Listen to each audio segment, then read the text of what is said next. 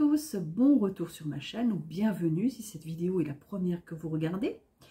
Donc il y a peu de temps j'ai fait une vidéo donc sur le raisonnement clinique et une autre vidéo sur donc le recueil de données. Si vous n'avez pas vu cette vidéo, je vous mets le lien en description ci-dessous et par ailleurs vous pouvez en retrouver la retranscription également sur mon site et là aussi je vous mets le lien en description. Alors, je vous propose un petit exercice à propos du recueil de données dans un lieu de vie qui est par exemple une crèche. Alors, parmi les données que j'ai recueillies, il y a par exemple, il est 16 h, c'est l'heure du goûter. On est en crèche et la situation se passe donc après la sieste, avant le goûter, au moment où on propose le pot aux enfants. Et le petit Sébastien, 16 mois, hurle et trépigne dès que vous lui proposez le pot. Alors ma question est, quelles sont les connaissances scientifiques et les données singulières auxquelles je dois me référer pour analyser la situation?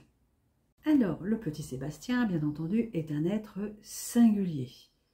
Alors, tout d'abord, il a 16 mois. Donc, 16 mois... je vais faire appel donc à mes connaissances en anatomie et en physiologie. Où en est-on donc de son développement musculaire, de son développement neurologique, etc. Je vais également faire appel à mes connaissances en psychologique.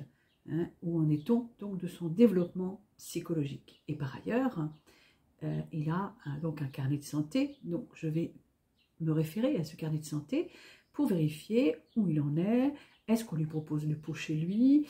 Est-ce que j'ai des informations sur sa famille, son père, sa mère, sa fratrie, etc. Ensuite, il est à la crèche. Donc, à la crèche, il y a un dossier que je vais bien entendu consulter. Là, il hurle et il trépigne. Alors, je vais observer ce qui se passe. Est-ce que son faciès exprime une douleur? Est-ce que par hasard il n'aurait pas des douleurs abdominales? Est-ce que c'est la première fois en fait qu'il hurle et trépigne comme ça? Toutes sortes de questions donc à se poser pour compléter ce recueil de données et pour pouvoir identifier ce qui se passe. Ensuite, il y a le moment où ça se passe, c'est-à-dire après la sieste, avant le goûter. Alors déjà, dans le dossier de la crèche, je vais avoir vérifié s'il a bien mangé et s'il a bien dormi. Et par ailleurs, est-ce qu'il y a déjà eu d'autres moments où ça s'est passé comme ça? Ensuite, il hurle et trépigne quand on lui propose le pot. Là, je vais faire appel donc à mes connaissances en psychologie, bien entendu, notamment par rapport au stade symbolique, où en est-on, évidemment, pour cet enfant. Je vais faire appel à mes connaissances en sociologie, notamment sur les aspects éducatifs, et en anthropologie par rapport à l'aspect culturel de la propreté. Donc tout ça, vous voyez, est important. Vous voyez, toutes les connaissances que je mobilise rien avec ce petit exercice. Et le but, c'est effectivement d'être capable de savoir ce que je dois faire, comment je vais répondre, quelle est la réponse singulière que je vais apporter à cette situation.